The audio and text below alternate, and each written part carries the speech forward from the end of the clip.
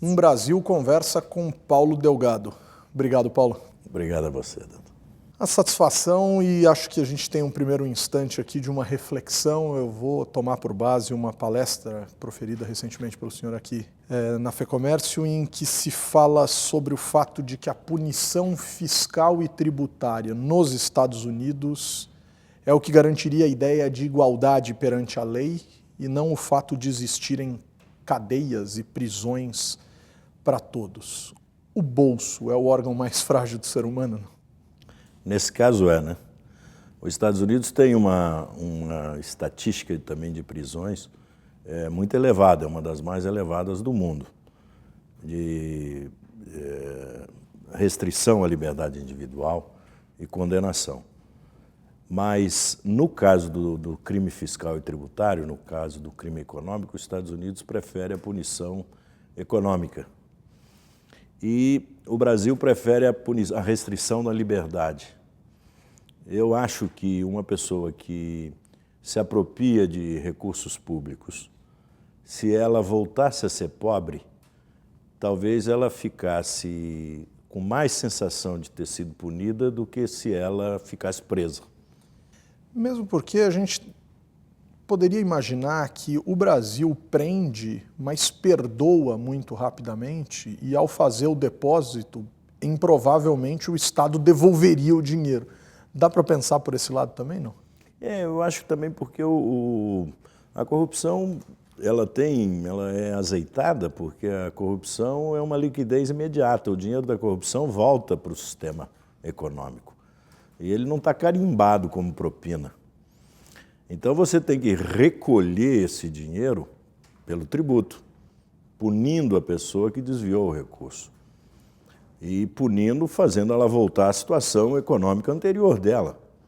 Porque senão isso é um contrassenso em relação às pessoas cuja prosperidade vem do trabalho e, no caso do Brasil, o fato de que muitas pessoas, pelo trabalho, nunca atingem a prosperidade. Então é preciso de punir a pessoa que faz o desvio delinquencial e quer chegar na prosperidade pela apropriação do recurso público. Não é? Então eu acho que lá no Congresso, por exemplo, eu acho que nós, o deputado federal, o senador brasileiro, não devia estar preocupado em fazer lei para transformar uma pessoa numa pessoa honesta. Ele tem que fazer lei para que uma pessoa, se eleita desonesta, não consiga ser ladrão. Não é? A lei não visa transformar uma pessoa de comportamento delinquencial num comportamento socialmente relevante. A lei diz que há limites para o comportamento delinquencial e há interdições ao comportamento delinquencial. Perfeito. Então, essa discussão moralista sobre o comportamento de um delinquente, seja um delinquente de colarinho branco, seja um delinquente comum, da marginalidade social brasileira, essa discussão não pode ter esse caráter moralista. A lei não pode ter esse caráter, embora ela tenha um objetivo moral. Ela tem um alcance ético relevante, porque ela pune as pessoas que se desviam de condutas sociais aceitas. Mas ela tem que ser rígida nesse sentido, ela tem que ser muito clara, tem que ser cartesiana, ela tem que ser compreensível. Só a lei, nesse sentido, seria capaz de resolver isso de uma ou de outra forma? Vamos aproveitar aqui uma conversa entre sociólogos, né? Quer dizer, vamos retroagir aí na história, pelo menos em algumas interpretações. De acordo com Sérgio Buarque, o brasileiro seria aventureiro, teria herdado isso dos ibéricos. Pela lógica weberiana, os países protestantes teriam, pelo menos no seu cerne, na sua lógica ética, o trabalho como forma de louvar a Deus. Origens diferentes poderiam ser condicionadas a um mesmo objetivo apenas pela lei, ou a gente teria que construir valores? Não, eu acho que você tem a história da sociedade. Quer dizer, o Brasil, a abundância faz o Brasil ser folgado. Eu não sei se hoje o Raiz do Brasil, do Sérgio, que é uma das obras, é um marco da historiografia e da sociologia brasileira, mas dos anos 30, eu acho que essa análise culturalista que ele fez, muito parecida com a do Faoro também, dos donos do poder, que o Brasil tem uma cultura de preguiça, que o Brasil tem uma cultura de jeitinho, que o Brasil tem uma cultura de informalidade. Eu acho que não, acho que o Brasil tem uma cultura de abundância, de facilidade. Essa ideia de que aqui se plantando tudo dá é verdade. Não tem país do mundo que tenha o calendário solar que o Brasil tem. Não tem país do mundo que tenha a quantidade de água doce que o Brasil tem. Agora, por que uma seca no Nordeste não é abastecida pelo Rio Amazonas? Aí não é um problema do jeitinho, é de falta de jeitinho. É que a política brasileira não quer pegar a água e fazer aqueduto para as áreas secas. Eu acho que o Nordeste é pobre, a área pobre do Nordeste não é pobre porque é seca, é pobre porque é governista. Se o nordestino não fosse governista, eu tenho certeza que o Nordeste seria mais próspero. São Paulo sempre foi oposicionista, São Paulo é mais próspero. E não que ser oposicionista seja uma virtude, mas no sentido de que se você observa o Estado e o comportamento da autoridade trapaceira, por exemplo, como um comportamento que tem que ser condenado e que não pode ser aceita, você ajuda a autoridade a não ser trapaceira. Mas se você dá um jeito de se conformar a essa autoridade, ou de querer compor com ela, através de políticas sociais equivocadas, de submissão das áreas pobres e de tirar a autonomia do cidadão e a independência do cidadão, você faz a autoridade também se corromper, né? Quem se vale de uma autoridade incapaz, se aproveita da incapacidade de uma autoridade e não vai conseguir deixar de ser incapaz. Esse é um problema brasileiro, é um círculo vicioso da injustiça brasileira. Vou me apegar nessa questão da oposição, quer dizer, não ser oposição. O Brasil, de acordo com essa palestra que eu citei agora há pouco, que o senhor proferiu, precisaria de promessas, mas de promessas que sejam cumpridas, de promessas que se cumpram, que se realizem. O PT, em 2003, chega ao poder como uma grande promessa e, indiscutivelmente, em uma série de aspectos, esse governo realizou e realizou por um bom tempo. O que deu errado? Onde não funcionou? Onde que a banda desafinou? Quer dizer, onde parece que a música começou a tocar de uma forma equivocada? Se é que ela tocou de uma forma equivocada. Essa ideia da promessa eu vi numa eleição mexicana. Uma faixa de uma eleição municipal mexicana, onde estava escrito: chega de fatos, queremos promessas. Fantástico. Ou seja, se você observar a política brasileira, ela é inundada de fatos. Todo dia tem um fato novo. Tem até inauguração todo dia, às vezes de coisas que não existem. Mas a concepção do realismo da promessa, por que o cristianismo é uma concepção religiosa forte? Porque há uma concepção simbólica de promessa nele. Se eu me comportar desse jeito, eu terei esse sucesso. Esse componente simbólico é um elemento essencial da política e ele desapareceu do Brasil. E quem ajudou a desaparecer com o componente simbólico da política foi o PT. Porque foi o partido que mais se apropriou dos símbolos de esperança e deu um sentido político ao conceito de esperança. Que sinalizou de forma mais clara.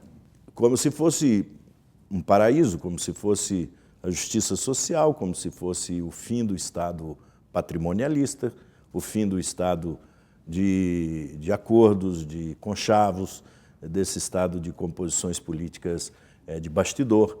O PT sinalizava que a sociedade ia ver um governo transparente.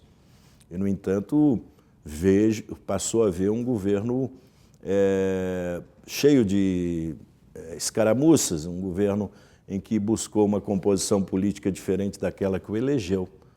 Ali é que começou a quebrar o símbolo e ali começou a quebrar o conceito de esperança.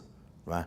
Quando você se elege dizendo uma coisa e ocupa o governo fazendo outra coisa, terminou no impeachment. E, por razões diferentes, o impeachment da presidente Dilma é exatamente igual ao impeachment do presidente Collor. É dizer uma coisa na campanha e fazer outra depois de eleito. Qualquer que seja o crime que você possa dizer que eles cometeram, que são diferentes, ou as denúncias que levaram ao impeachment, mas o que quebrou o núcleo central, o fim do mistério, é você despertar no eleitor a esperança e frustrar a esperança do eleitor. Né? Por quê? Porque a eleição no Brasil tem uma distorção, e eu participei de várias eleições, desde os anos 80, eu cheguei no Congresso na Constituinte, fui constituinte brasileiro. A eleição no Brasil é interessante, a pessoa menos interessada na política é que decide o resultado da eleição. Porque os partidos políticos se organizam em torno de seus candidatos, a sociedade organizada escolhe partidos e candidatos, mas esse grupo não chega a 30% do país. 70% do país vota encontrando um número na rua, como se joga na loteria. Vota pela uma propaganda de televisão, um slogan de televisão que lhe parece, às vezes, até uma música de televisão. E há um número grande de brasileiros que vota no dia da eleição, decide votar no dia da eleição. Indo para... Vai e vai votando. E vai ouvindo e vai votando. Esse grupo, então você vai dizer então, que há uma ilegitimidade nos eleitos brasileiros. Não, eu acho que há uma fragilidade nos eleitos brasileiros. Eles não se sentem constrangidos a cumprirem a palavra. Deixa eu explorar um pouco a experiência constituinte. É um processo mal descrito nos livros de história no que diz respeito a quanto se mobilizou em torno daquele processo. 70 e tantas mil cartas enviadas com ideias, tenham sido elas utilizadas ou não, as pessoas escreveram, 400 reuniões temáticas, 2.400 ideias. 65 mil emendas. 65 mil emendas, depois há o anteprojeto, institucionalmente 122 emendas, 83 seguindo o regimento. Aonde se perdeu esse ímpeto de participação do brasileiro em relação à política, mesmo que de parcelas, claro que reduzidas e não dos cento e muitos milhões à época? Olha, eu acho que esse processo brasileiro, nós estamos na Quinta República Brasileira, se nós usarmos um pouco a formulação francesa para dividir os períodos.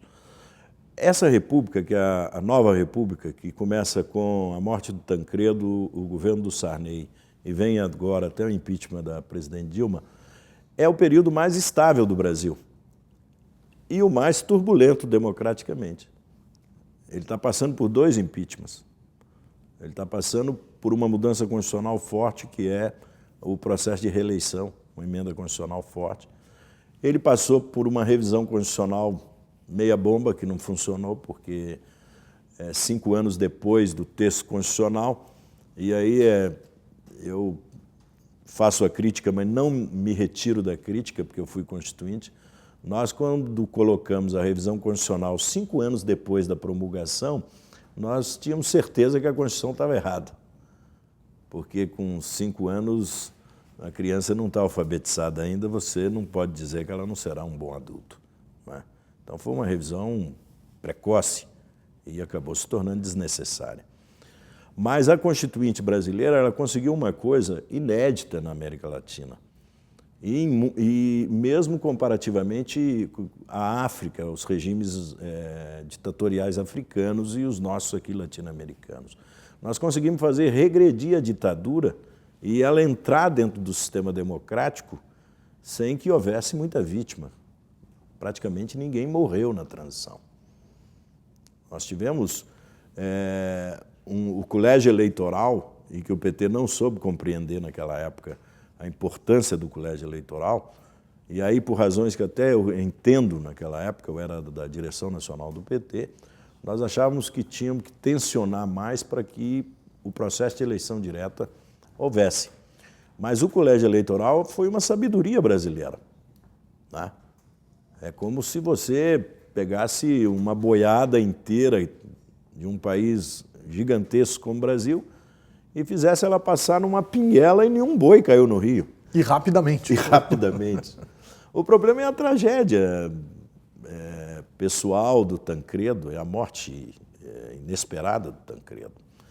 E aí o presidente Sarney ficou com aquele governo na cabeça, que ninguém sabe até hoje se é o governo da memória do Tancredo ou se é o governo da cabeça do Sarney. E nasceu o presidencialismo de coalizão. Ele só conseguiu governar fazendo coalizões políticas pós-eleitorais. Então, o número de partidos que entrou no governo exigiu para apoiar o governo cargos no Estado. Ninguém mudou isso. Ninguém mudou isso. Só adensou em algumas situações. Isso foi só se tornando, além de mais adensado, isso foi se tornando socialmente aceito. E o Brasil passou a criar uma teoria da cooptação política, uma teoria elevada da cooptação política. E acho que esse é o grande modelo que nós temos que mudar. Esse modelo hoje, a crise brasileira que levou ao impeachment da presidente Dilma, não é o fracasso de um modelo político e econômico, de um modelo político e partidário brasileiro, não. É o máximo de virtude dele. Ele chegou no máximo de virtude, e quando a coisa chega no máximo de virtude, ela apodrece. É o motor no giro mais alto que estoura. É o motor no giro mais alto. O mais surpreendente é o Lula ter feito isso. Porque o Lula não tinha necessidade de pegar o modelo do Sarney e incorporar no governo dele. Porque ele foi eleito exatamente para mudar esse modelo. Aliás, o Sarney era oposição ao Lula. Agora, o presidente Sarney não pode ser acusado também de ter feito um modelo equivocado. Ele fez um modelo possível na época. O presidente Fernando Henrique iniciou o processo de ruptura com esse modelo. Rompeu com alguns partidos de centro, com alguns partidos de centro-direita, e foi montando um governo social-democrata de centro-esquerda. Ali que tinha que estar o PT, nesse modelo de centro-esquerda. Porque as correntes políticas brasileiras, e o período do PT criou um artifício nas correntes políticas, as correntes políticas brasileiras relevantes não são mais que 6 ou 7. Não são mais que 6 ou 7. O Brasil não tem extrema-direita. E o Brasil não tem extrema-esquerda. Ou se tem uma baixa representatividade que não impactaria de forma expressiva num governo, por exemplo. Extrema-direita e extrema-esquerda em parlamento não são extremos. Perfeito. Se aceita auxílio moradia, vale transporte e sem funcionários, isso não é esquerda nem direita. Isso são partidos cooptados dentro do Estado. Então não há um partido de extrema-esquerda. O partido de extrema-esquerda estaria fora do Congresso. O partido de extrema-direita estaria fora do Congresso. E felizmente não estão. Essa é a sabedoria brasileira. Nós dissolvemos a polarização política, mas não precisávamos de criar 40 partidos. E nem cobrar um preço tão alto por esta aceitação. Exatamente, e pagar. Porque o sistema político brasileiro é o cidadão que não sabe que paga o sistema político através do fundo partidário. Então, eu tenho uma imagem que uso assim, quando vou falar das dificuldades de entender o sistema político brasileiro, é que se você tiver uma cozinheira que vai fazer um almoço, e se ela tiver 40 pratos para fazer, ela não tem almoço naquele dia. O Brasil não tem mais que 6 ou 7 fórmulas para governar o Brasil. E mesmo assim, eu acho que no sistema econômico, por exemplo, são 2 ou 3. Porque nós nem temos o liberalismo puro, e é bom que não tenhamos, nem temos o socialismo puro, o comunismo puro, que é bom que não tenhamos. Porque todos os dois fracassaram no mundo. Então você tem, nesses 6 ou 7 partidos, que são as 6 grandes correntes de opinião brasileira, com um pouco mais de tributação, um pouco mais de política social, um pouco mais de Estado, um pouco menos de Estado. Por que não temos, então, um sistema enxuto? Porque não tem cláusula de barreira, que é uma outra irresponsabilidade brasileira. Da Justiça, nesse caso? Foi do Supremo, que interferiu no Congresso e impediu a cláusula de barreira. Qualquer partido que não tenha número mínimo de votos para entrar no sistema nacional, ele não tem o direito de governar o Brasil. Eu sou a favor de ampla liberdade no município, menos nas capitais, que hoje são regiões metropolitanas. Mas nos municípios pequenos, um partido podia ser livre. Governaria a prefeitura se obtivesse mais que 5% dos votos municipais. Mas ele só poderia entrar no sistema estadual se ele tivesse 5% dos votos estaduais. E só poderia entrar no sistema nacional se ele tivesse 5% dos votos nacionais. Agora, hoje, qualquer um entra no sistema nacional. E se serve de recursos públicos para isso, quer dizer? De recursos públicos e de propaganda, uma publicidade manipuladora na televisão, porque aquilo não é publicidade de partido político, não é? Aquilo é vamos dizer assim, um narcisismo absurdo de líderes políticos falando para eles próprios, não falam para a sociedade. O que o senhor está defendendo é que não se restrinja a liberdade dos grupos se organizarem e pedirem voto, mas que se restrinja a chegada destes grupos ao poder se eles não representam efetivamente algo e também a restrição à tomada de recursos públicos, uma vez que não representam. Seria mais ou menos isso. Na verdade é o seguinte, só há uma maneira de traduzir vontade do cidadão em cadeira parlamentar ou em ocupação de posse no executivo, é pelo sistema eleitoral. É a mais avançada do mundo, com todas as insuficiências. Para traduzir vontade em voto, voto em cadeira, eu preciso de ter um número mínimo de votos. Não pode ter a pessoa que representa a si próprio. Perfeito. Tá? Porque um país como o Brasil, com mais de 200 milhões de habitantes, ele não será representado por líderes messiânicos. Todos fracassaram, de esquerda ou de direita. E um dos problemas brasileiros maiores ainda é o líder individual messiânico imaginar que é mais forte que as estruturas da sociedade do que as instituições da sociedade brasileira. Nós vamos continuar a serviço desses líderes? Por exemplo, pensando nas eleições de 2018, o que é mais provável, sob sua análise? Que a gente amadureça a nossa democracia num curto período de tempo ou que a gente corra o risco ou tenha uma probabilidade bastante acentuada de nos encontrarmos com essas lideranças messiânicas que podem levar o nosso voto e governar o país? Isso é muito latino-americano, não é?